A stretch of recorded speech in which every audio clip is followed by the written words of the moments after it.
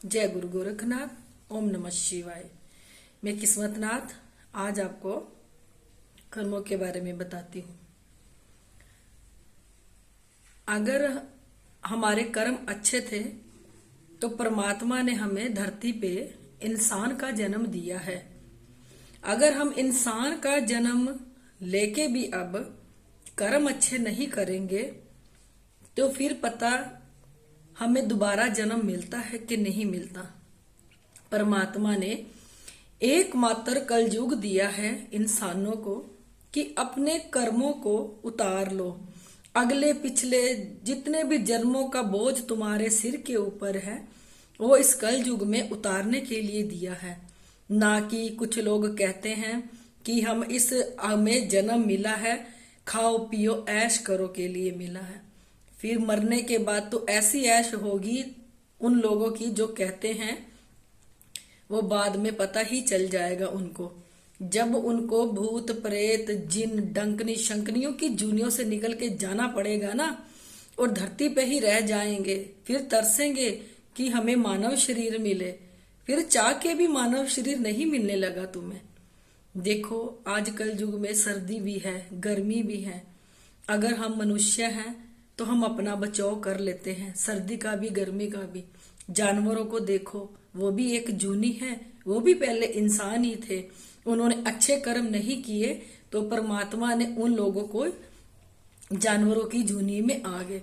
देखो जूनिया बहुत है, 84 लाख जूनिया हैं धरती पे, और एकमात्र इंसान कोई ऐसा वो दे रखा है हद है कि इंसान ठंड से भी बचता है, बारिश से भी और गर्मी से भी बचता है।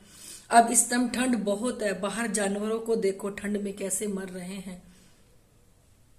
अगर आप लोगों को भी कर्म अच्छे नहीं करना और आप लोगों ने भी जीव जंतु बनना है, कीड़े मकोड़े बनना है, तो देखो वो आप लोगों की मर्जी है। ये हमें एक कलयुग मिला है सुधारने को। परमात्मा ने कलयुग सुधारने के लिए दिया है। ना देखो हम सतयुग में सुधार सकते, ना द्वापर युग में सुधार पाए, ना त्रेता युग में। एक कलयुग दिया है कि आप लोगों को इसको संभालो, अपने इस जन्म को संभालो।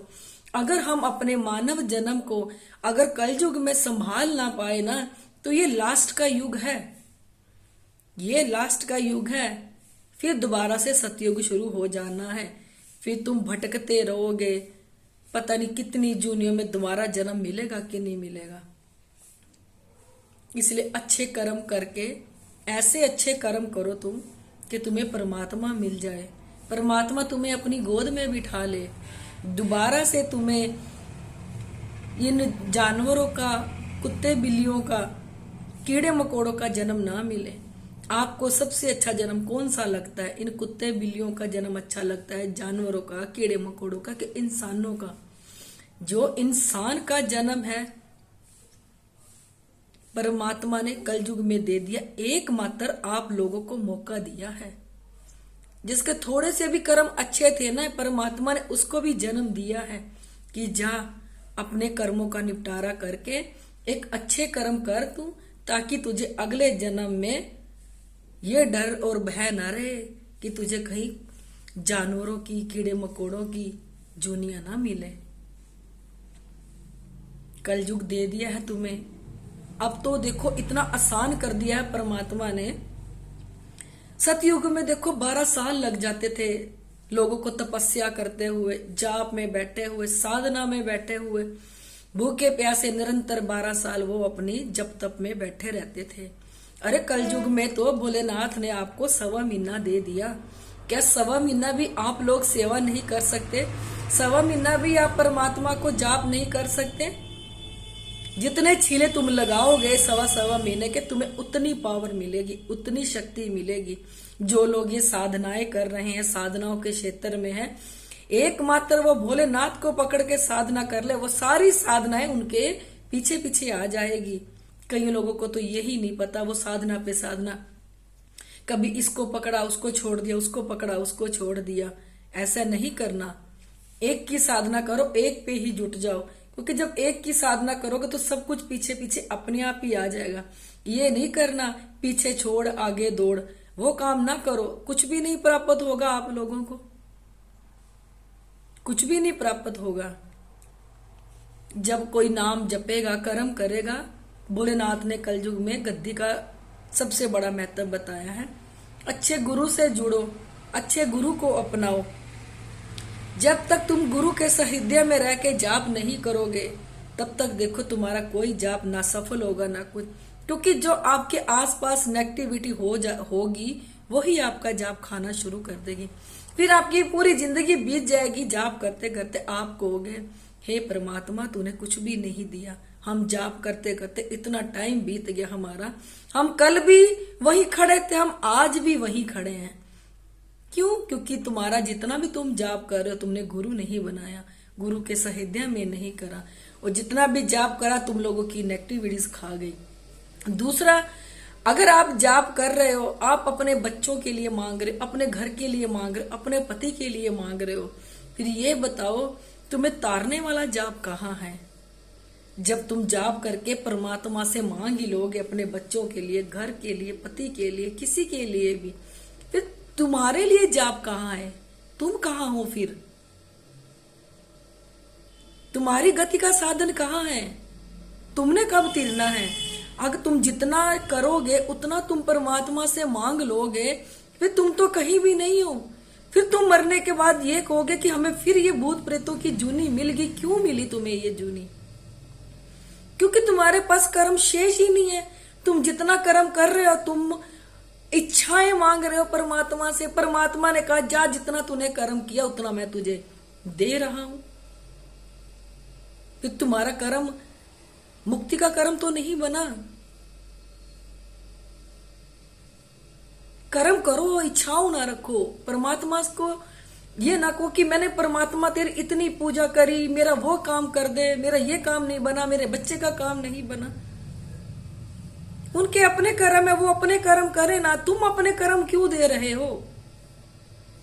इतने कर्म करने के बाद भी तुम खाली के खाली ही रह जाओगे, फिर पछताओगे बाद में। अंत समय बहुत पछतावा होता है, क्योंकि तब देखो ये कलयुग है, कोई अपना नहीं है यहाँ पे। अगर तुम अपना जाप भी, अपना कर्म भी तुम लोग किसी और को देते रहोगे, फिर तुम्हारा क्या एकमात्र? कुछ भी नहीं है। कर्म करो, अपने लिए करो, तारने के लिए करो, ना कि कर्म करो इच्छाओं के लिए करो, मांगने के लिए करो। फिर तो वो तुम्हारे कर्म कहीं है ही नहीं। गुरु बना के एक अच्छी गद्दी से जुड़ो जो तुम्हें एक मार्ग दिखा सके, जिस गुरु के पास जाके तुम थोड़ा थोड़ा टाइम बाद पूछ सको कि जिस राह पे हम चल रहे हैं वो राह हमारी ठीक है, या जिस राह पे हम हैं, जो भी हम जाप भक्ति कर रहे हैं, वो हमारे कर्म कोई नेगेटिविटीज तो नहीं आ गई हमारे ऊपर, कहीं वो तो नहीं खाने लगी। इसका पता करते रहो। गुरु गद्दी किस लिए बनाई है? इसीलिए बनाई है कि आप जाके वहां पे पता करो। जैसे हम पढ़ाई के लिए स्कूल में जाते हैं, जब हम गुरु से सीखेंगे जाके स्कूल में, तभी हमें पढ़ाई आएगी ना। ऐसे ही जब हम अपने गुरु से ज्ञान लेंगे जाके, तभी हमें आगे बढ़ने की प्रेरणा मिलेगी। जाप करो, जिसको जो भी जाप अच्छा लगता है उसको जपो। एक जाप को पकड़ लो, सिर्फ एक जाप को निरंतर माला पे दिन रात एक कर दो जाप करने के लिए। अपना ओरा स्ट्रोंग करो इस कलयुग में। देखो, एक मात्र तुम्हें मानव का जन्म मिला है, अपना उद्धार करो, ना कि डूबो याशियों में, दारू मीट अंडे खा खा के डूबते रहो। क्या है ये सिर्फ जानवरों के लिए बनाया है, ये जानवरों का भोजन था, उनके लिए माफ है। जानवर को खाए, परमात्मा ने उनके लिए माफ कर रहा है, ना कि इंसान जानवरों को खाए, उनके लिए माफ नहीं करा परमात्मा ने। उनके लिए परमात्मा ने रोटी बनाई, किस लिए बनाई? अन्न बनाया परमात्मा ने इंसानों के लिए कि खाओ, ना कि तुम्हारे लिए मांस मच्छी बनाई कि तुम लोग खाओ।